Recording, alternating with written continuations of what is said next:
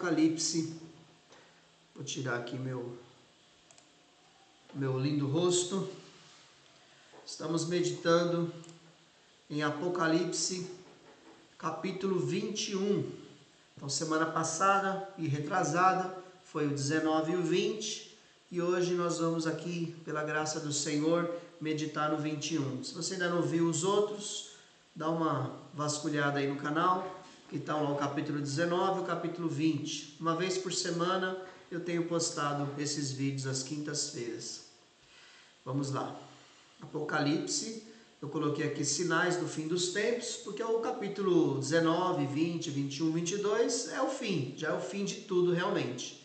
E o que acontece? Quando chega no fim, para o mundo é terrível como está nessa foto, nessa imagem aqui. O fim para o mundo é terrível, mas o fim para a igreja é maravilhoso. Olha isso.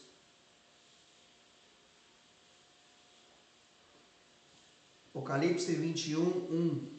Então vi novos céus e nova terra, pois o primeiro céu e a primeira terra tinham passado e o mar já não existia. Apocalipse 21, 1. É maravilhoso pensar que tem preparado para nós. O mundo recebe destruição, que é o juízo, mas a igreja receberá novos céus e nova terra. Tudo será renovado pelo Senhor. Eu quero destacar nesse versículo 1, o mar já não existia. Por que será que o mar já não existia? Eu sempre me perguntei isso, né? Por que o mar não existe nos novos céus e nova terra? Hoje, quando eu meditava aqui nessa palavra, eu tive um pensamento que eu quero compartilhar com vocês. Para que serve o mar? O mar é o lugar que a terra recicla todas as coisas, toda a sujeira que vem do continente. O mar é um lugar que serve para equilibrar a temperatura do planeta. O mar tem abundância de alimento. Então, o mar ele é bem importante para muitas coisas. Mas você vai ver, caminhando aqui nos próximos versículos, que nada disso mais é necessário. Por isso, novos céus e nova terra, que é depois do milênio, tá? Isso aqui já está acontecendo depois do milênio. Então, aquela terra que tinha aqui, onde tinha o mar, tinha os continentes e todas as coisas, ela não existe mais.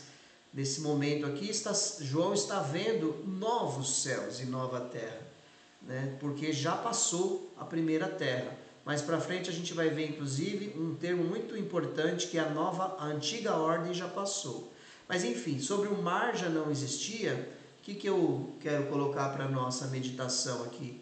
Essa reciclagem não existirá mais. Não teremos mais pecado, não teremos mais sujeira, não teremos mais necessidade de algo para reciclar o mundo, porque o mundo estará totalmente purificado nesse novo céu e nova terra que o Senhor vai trazer para nós. E aí João está tendo a sua visão, e ele então tem agora essa visão da Nova Jerusalém, né? Então ele vê um cubo de 2.000 quilômetros de cada lado, descendo dos céus. Depois o anjo vai medir e vai falar para ele o tamanho do cubo.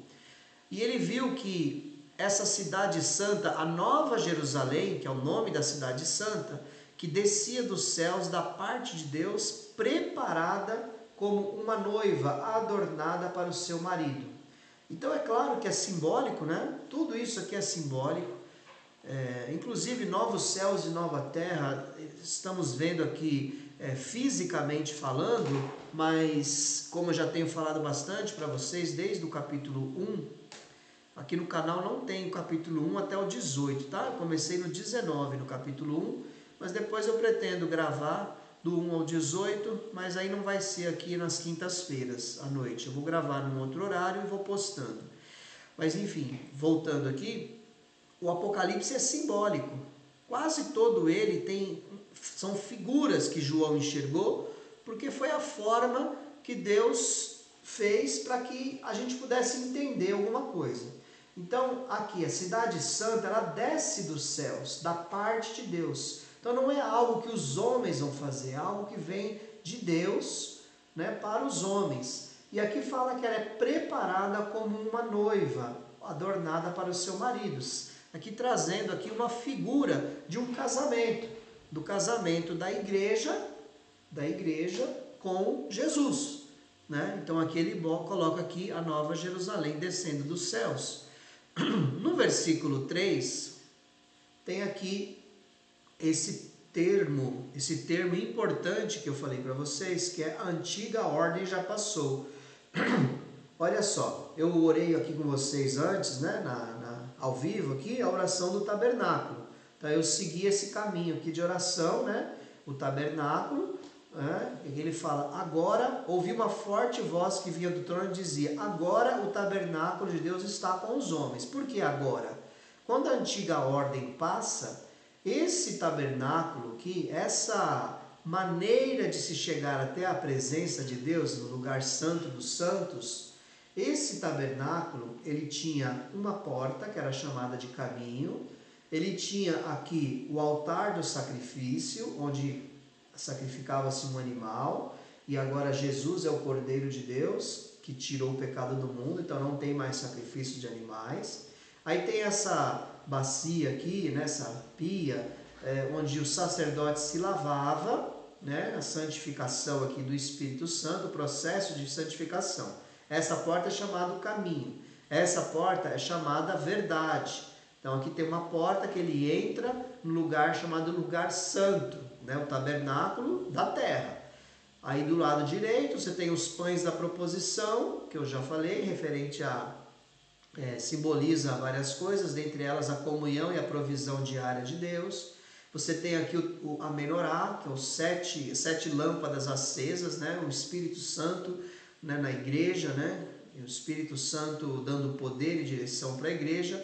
Você tem aqui o altar do incenso, onde subia aqui o incenso agradável a Deus. Tem um estudo tremendo sobre o altar do incenso, que eu pretendo também colocar no canal, qualquer hora dessas.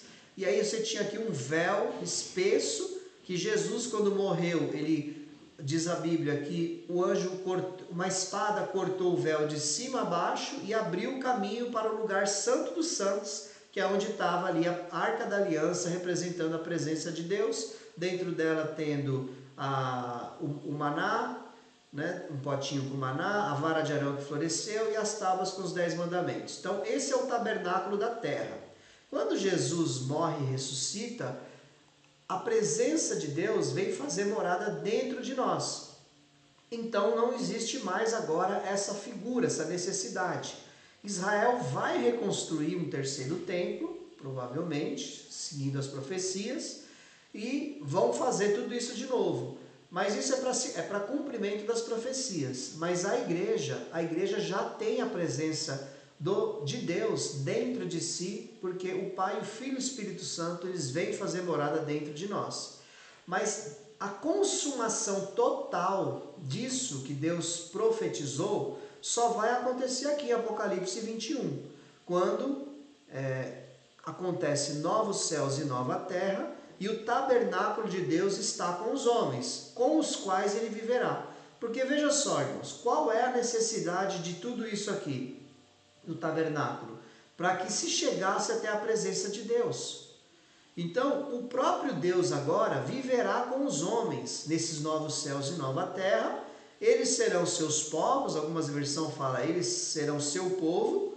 O próprio Deus estará com eles e será o seu Deus. Então, estaremos na presença de Deus diretamente, não é mais simbolicamente nem nada. Estaremos na presença de Deus em corpo transformado, que será capaz de suportar a presença da santidade de Deus.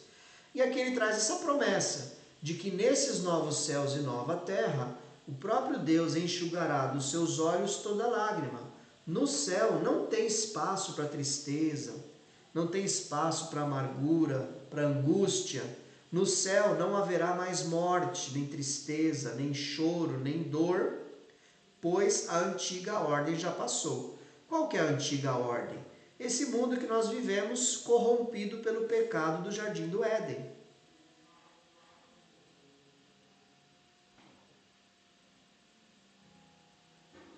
Você entende? Quando a antiga ordem passa, tudo isso de mal que tem no mundo não vai ter mais. Maravilhoso pensar que nós temos nos céus um lugar especial preparado por Deus, onde nós não iremos até Deus e faremos sacrifícios, adorações.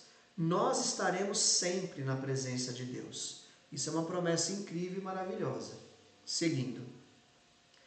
Então, nós somos aqui até o versículo 4.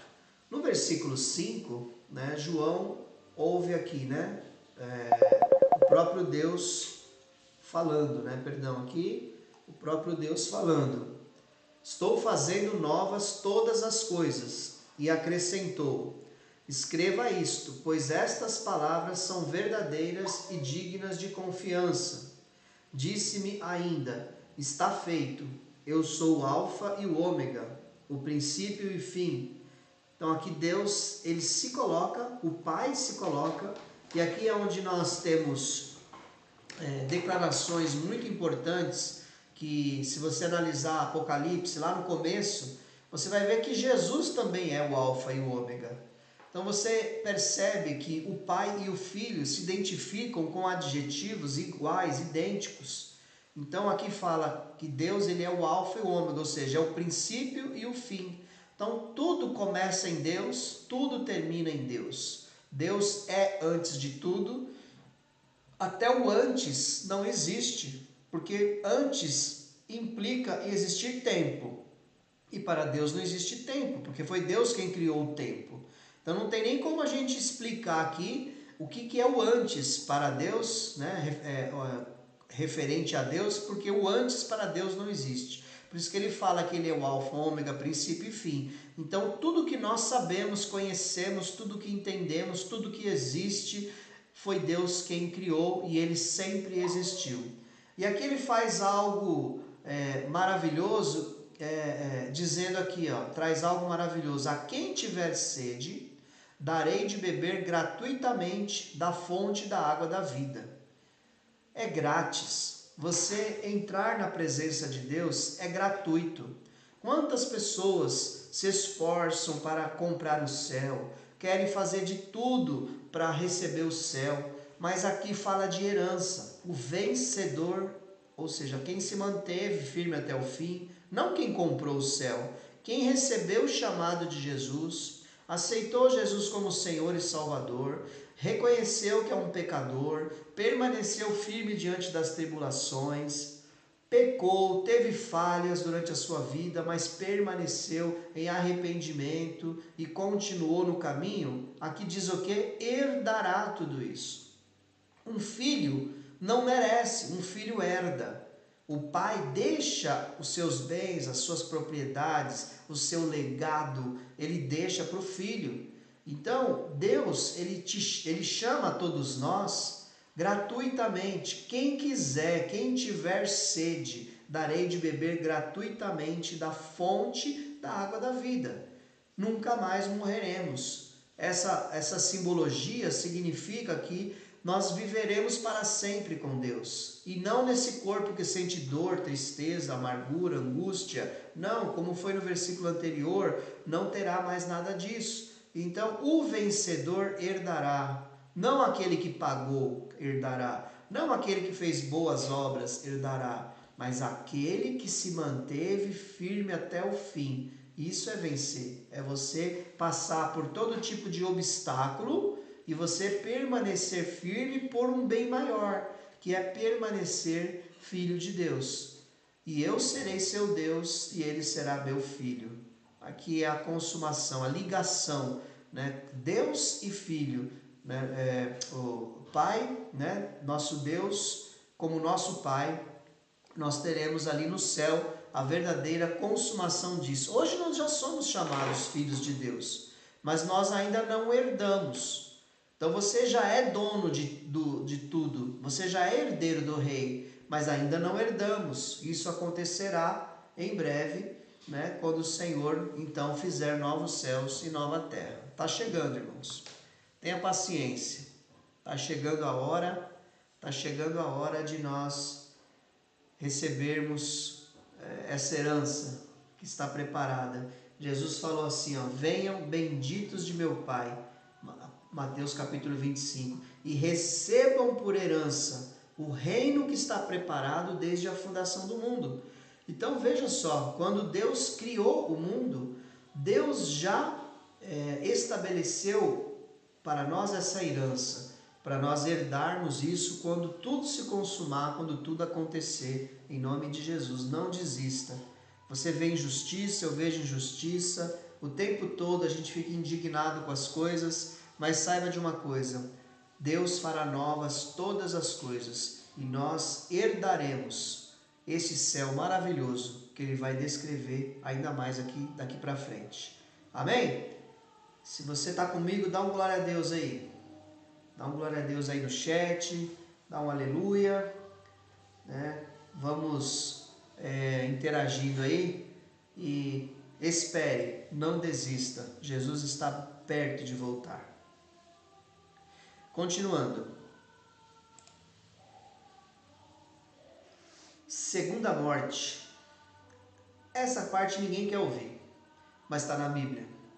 O próximo versículo aqui fala que os covardes, os incrédulos, depravados, assassinos, que cometem imoralidade sexual, os que praticam feitiçaria, os idólatras e todos os mentirosos, o lugar deles será no lago de fogo que arde com enxofre. Esta é a segunda morte. Apocalipse 21, 8. A segunda morte, meus irmãos. A primeira morte é a morte do corpo, onde o corpo vai para a terra, onde o corpo ali entra em decomposição.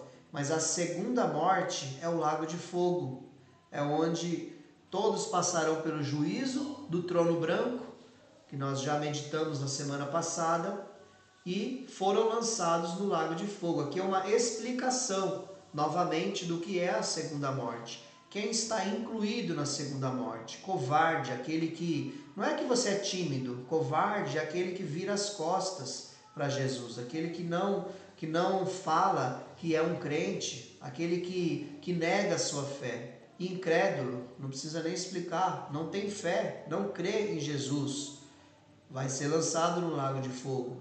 Depravado, que comete depravações, coisas terríveis que nós temos visto, e me entristece muito de ver que quantos chamados crentes são depravados, a linguagem é depravada, fala-se palavras de baixo calão, palavras chulas, palavrões, fala das pessoas, se veste sem moderação, mulheres que mostram o seu corpo, homens que mostram o seu corpo, depravação. Assassinos que tira a vida de outras pessoas, terrível. Quando você mata a pessoa, você impede o que aconteceria, os propósitos de Deus naquela vida. Os que cometem imoralidade sexual, aqui é tudo aquilo que é contrário ao padrão natural das coisas. Homem e mulher dentro do casamento, casal, é isso que é o padrão que Deus criou. Deus criou macho e fêmea, e assim Ele os fez um para o outro. Então tudo que foge disso, sexo com animais, pessoas do mesmo sexo, sexo fora do casamento, imoralidade sexual, é fora dos padrões bíblicos. E infelizmente é a Bíblia que diz, segunda morte, lago de fogo. Os que praticam feitiçaria, né, que invocam espíritos, demônios, né, os idólatras, aqueles que têm algum tipo de imagem, algum tipo de entidade que ele busca, às vezes é até um ser humano, uma pessoa viva. Tem gente que idolatra filho, idolatra pastor, idolatra padre, idolatra santo de pau, de pedra, idolatra, coloca essa pessoa entre ela e Deus. Então isso é idolatria, quando você coloca qualquer coisa para se achegar a Deus antes de Deus, é maior do que Deus, e Deus proíbe isso. Desde os 10 mandamentos, os idólatras são condenados, e aqui está declarado que eles serão lançados no lago de fogo. E todos os mentirosos, né? Infelizmente, é uma palavra que parece que ficou banalizada. Muitas pessoas mentem e está tudo bem, parece. Ah, uma mentirinha branca. Aonde é que a Bíblia fala que mentirinha branca pode? Onde é que fala que mentir não tem problema? Mentir é roubar algo de alguém, é roubar a verdade de alguém. Então os mentirosos também vão ser lançados no lago de fogo, que arde com enxofre. Esta é a segunda morte. Então aqui, anteriormente, nós vimos aqui a herança, né? O vencedor herdará tudo isso.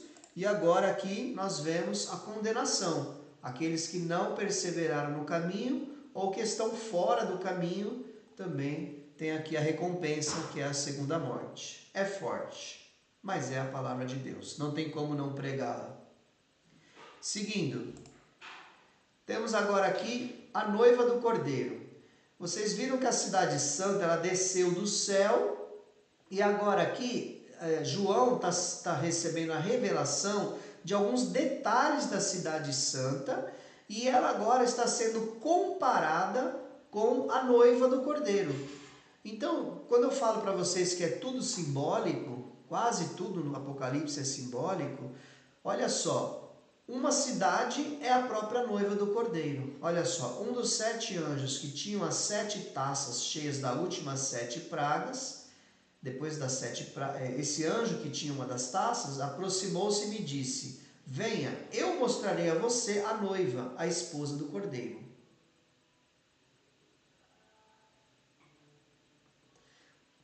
E aí, o que ele mostra para João? Me levou no espírito a um grande alto monte e mostrou-me a cidade santa, Jerusalém, que descia dos céus da parte de Deus. Então aquela que ele viu anteriormente descendo dos céus, agora o anjo pega e fala: vem cá, João, vou te mostrar quem é a noiva do Cordeiro, a esposa. E aí ele leva ele no monte e mostra a cidade santa, que descia dos céus da parte de Deus. Aí ele fala algumas características da cidade santa. Ela resplandecia com a glória de Deus e o seu brilho era como o de uma joia muito preciosa, como jaspe, clara como cristal.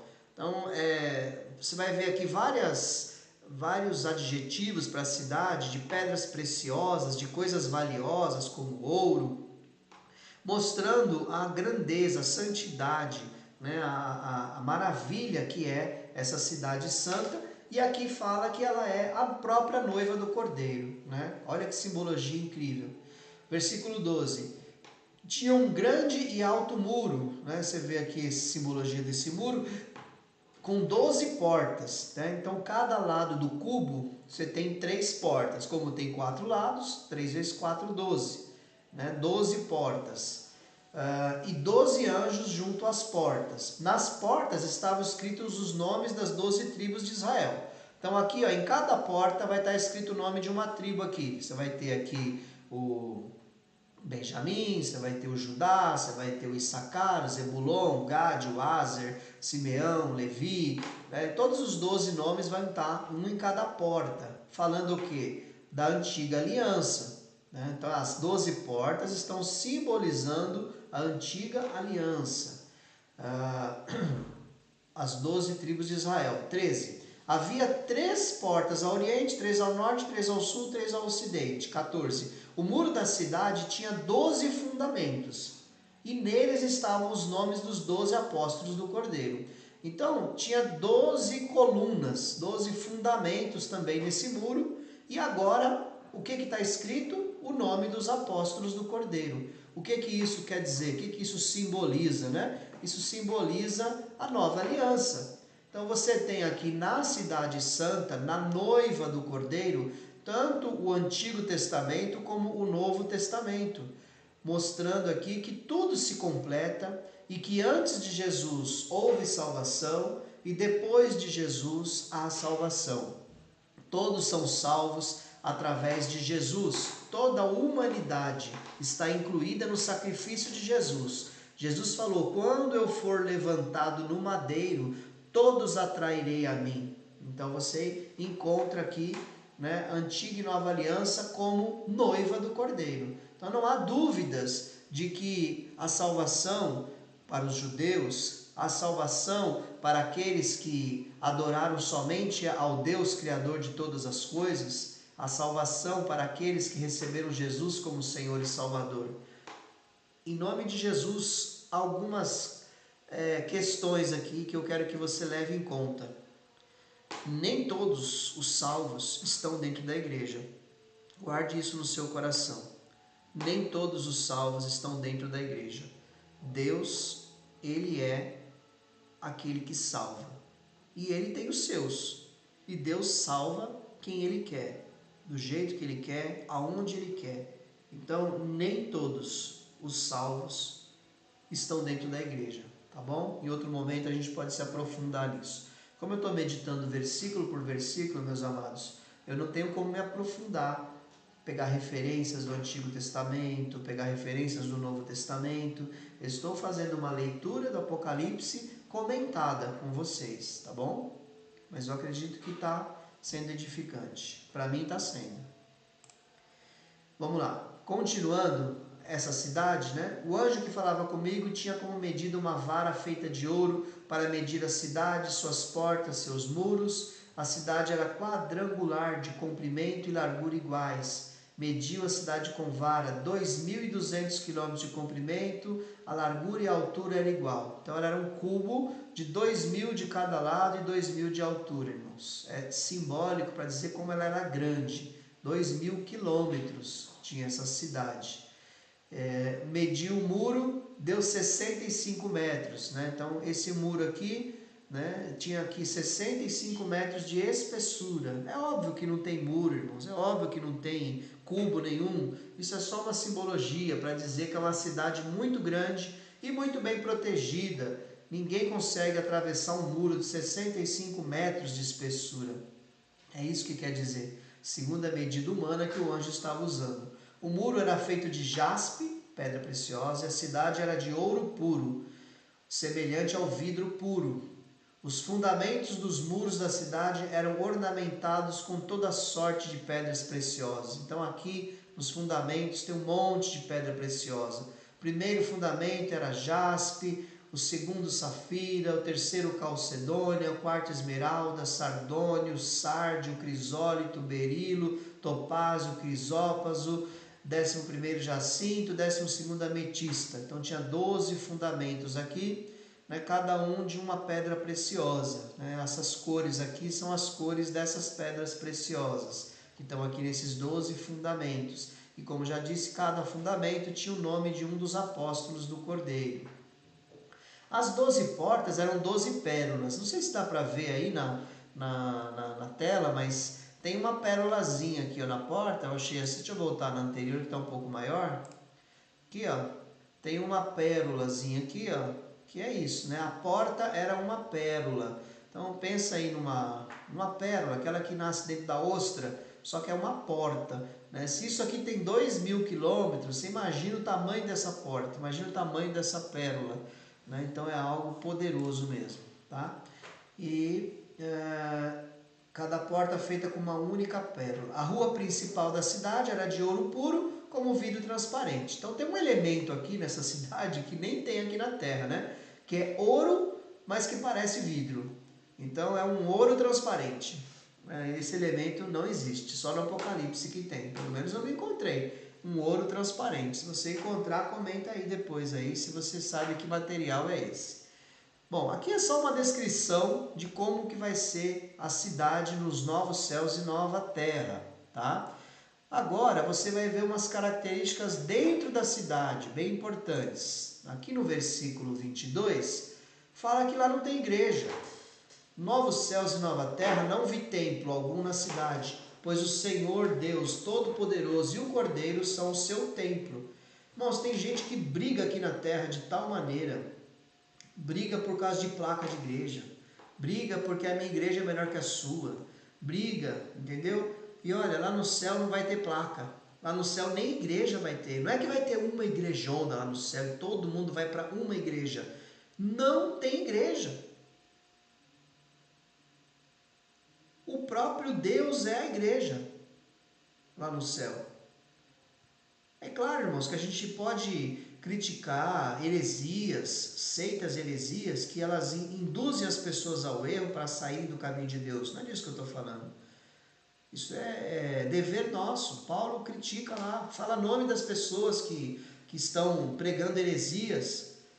pregavam naquela época de Paulo que já tinha acontecido arrebatamento, e Paulo ali critica eles, né? Então não tem problema de você falar a respeito de heresias. Eu estou falando de briga de irmão. A igreja A é melhor que a igreja B. Irmãos, no céu nem igreja vai ter. Anda na presença do Senhor aqui na terra, seja fiel ao Senhor aqui na terra, porque o que importa é o último estado e não o primeiro.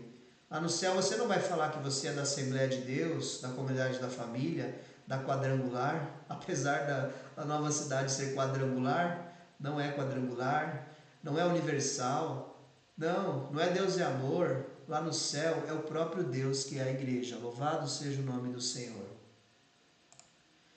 No céu também não vai ter sol nem lua, não tem os astros. Na cidade não precisa de sol nem de lua para brilharem sobre ela, pois a glória de Deus a ilumina e o Cordeiro é a sua candeia. Então Deus Pai ilumina a cidade com a sua lâmpada, que é o próprio Jesus. Jesus é a luz do mundo. Ele diz: eu sou a luz do mundo. E aqui no céu, essa candeia, Jesus está lá iluminando todo o céu. Não tem sol, não tem lua, não tem estrela, não tem nada lá no céu, a não ser a presença gloriosa do Senhor Deus. Isso é maravilhoso. Então creia que vai ser algo tremendo. Aí fala agora sobre a cidade gloriosa, né? As nações andarão em sua luz. Oh glória, tem hinos que cantam isso, né? As nações andarão à sua luz, os reis da terra lhe trarão a sua glória. Não vai ter glória de reinado nenhum, toda a glória será do Cordeiro de Deus, de Deus Pai. Ali não haverá outro reino, a não ser o próprio reino de Deus estabelecido. As portas não se fecham, porque não tem noite. No final da tardezinha, não vai nem fechar a porta simbolicamente, porque não há trevas, não há noite, o tempo todo é iluminado. A glória e a honra das nações lhe serão trazidas. Então tudo que é honra, que é glória nessa terra, será a nova cidade nova, né? A cidade gloriosa no céu. Ela receberá ali, né, através de Deus Pai, toda a honra e toda a glória. Ninguém mais terá honra e glória a não ser o próprio Deus ali naquele lugar, e a igreja estará lá, ali como noiva do Cordeiro.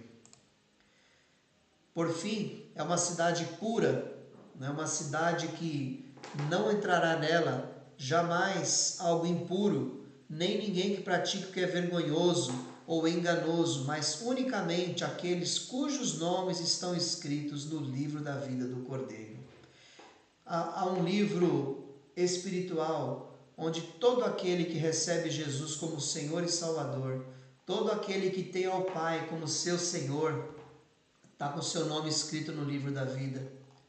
Ele não ficará de fora. Lá atrás nós falamos da segunda morte, que eles não têm, semana passada, aqueles que não têm os seus nomes no livro da vida, é lago de fogo. Mas aqueles que têm o nome no livro da vida, não são as pessoas perfeitas. Aqui nesse livro não estão as pessoas que nunca pecam. Aqui nesse livro não estão os pastores especiais, os apóstolos, os profetas. Aqui nesse livro está escrito o nome de todo aquele que foi lavado pelo sangue de Jesus Cristo, nosso Senhor e Salvador. E esses é o que vão entrar na cidade. Nada, ninguém que não tenha seu nome escrito aqui entrará nessa cidade. Somente aqueles que recebem Jesus como Senhor e Salvador. Amém, meus irmãos?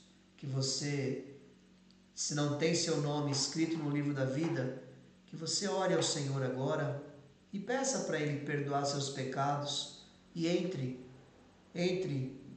nesse rol de pessoas imperfeitas, mas que estão buscando chegar até aquele grande dia na presença do Senhor. Não desista da caminhada, vale a pena. O que você vai perder aqui na terra nem se compara às grandezas que nós temos lá no céu. Apocalipse tenta descrever um pouco do que é o céu, mas não tem palavras para descrever o que tem no céu. O apóstolo Paulo diz que foi até o céu, esse céu aqui, e ele viu coisas inefáveis, coisas que ele não encontrou palavras para descrever. Vale a pena servir a Jesus. você terá 100 vezes mais nessa vida. E por fim, a vida eterna, numa cidade gloriosa e poderosa, como essa que nós descrevemos aqui, meditando no que João teve de revelação. Que o Senhor te abençoe e te guarde, que Ele te ajude a permanecer firme nos caminhos dele, e que o seu nome permaneça sempre escrito no livro da vida do Cordeiro, em nome de Jesus. E semana que vem encerraremos essa série com o capítulo 22, que ele encerra ali o Apocalipse, tem mais alguns detalhes para nós meditarmos. Espero você aqui semana que vem, vai ser uma grande bênção. Eu espero que você tenha sido edificado com essa palavra, que o Senhor te abençoe, que o Senhor te guarde, que o Senhor te dê firmeza, te dê fé, te dê sabedoria do alto, que o Senhor te ajude nos seus dias, caminhar aqui na terra. E uma dica que eu te dou, sempre que você pensar em desistir, lembre-se que você é herdeiro desse reino maravilhoso preparado para a igreja do Senhor, a noiva do Cordeiro. Nunca desista de caminhar com Jesus. Amém? Que Deus te abençoe e te guarde. Que Deus te fortaleça e que, se você não conhece Jesus, deixa Ele entrar hoje no seu coração. Eu oro ao Pai em nome de Jesus. Amém. Amém. Deus te abençoe.